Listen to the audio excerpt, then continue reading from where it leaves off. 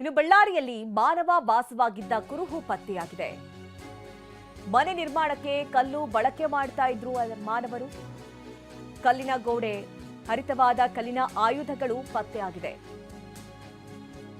ಪ್ರಾಗೈತಿಹಾಸಿಕ ಕಾಲದಲ್ಲಿ ಮಾನವ ಸಂಘಜೀವಿಯಾಗಿದ್ದ, ವಾಸಕ್ಕೆ ಕಲ್ಲುಗಳಿಂದ ಮನೆ ಕಟ್ಕೊಂಡಿದ್ದ ಕುರುಹು ಈಗ ಪತ್ತೆಯಾಗಿರೋದು.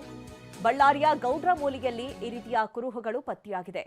ಸಂಶೋಧನಾ ನಮಿತಾ ಎಸ್ ಸುಗಂಧಿ ತಂಡದಿಂದ ಈ ರೀತಿ ಶೋಧ ಆಗ್ತಾ ಇತ್ತು.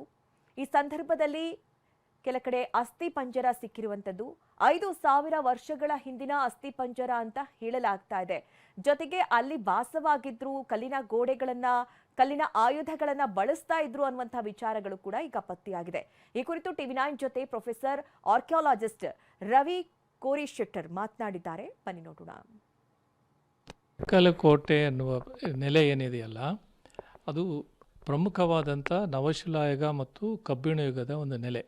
ಕ್ರಿಸ್ತಪೂರ್ವ ಸುಮಾರು 2200 ವರ್ಷಗಳಿಂದ ಅಲ್ಲಿ ಒಂದು ಕೃಷಿಕ ಸಮಾಜದ ನೆಲೆ ಪ್ರಾರಂಭವಾಗಿದ್ದು ನಮಗೆ ಈಗಾಗಲೇ ತಿಳಿದು ಬಂದಿದೆ. 1960ರ ದಶಕದಲ್ಲಿ ಈ ನೆಲೆಯನ್ನು ಪ್ರೊಫೆಸರ್ ನಾಗರಾಜರಾವ್ ಅನ್ನೋರು ಡೈರೆಕ್ಟರ್ ಆಗಿದ್ದರು. Karnataka department of archaeology museums, ಮೈಸೂರಿನಲ್ಲಿರ್ತಕ್ಕಂಥ ಪ್ರದೇಶ ಅದು. ಅದಕ್ಕಿಂತ ಪೂರ್ವದಲ್ಲಿ ಅವರು ಡೆಕ್ಕನ್ ಕಾಲೇಜ್ನಲ್ಲಿ PhD ಮಾಡೋ ಸಂದರ್ಭದಲ್ಲಿ ತುಂಗಭದ್ರಾ ಕಣಿವೆ ಪ್ರದೇಶದಲ್ಲಿ ಸರ್ವೇಕ್ಷಣೆ ಕೈಗೊಂಡಾಗ ಈ ನೆಲೆಗಳನ್ನು ಗುರುತಿಸಿದ್ರು.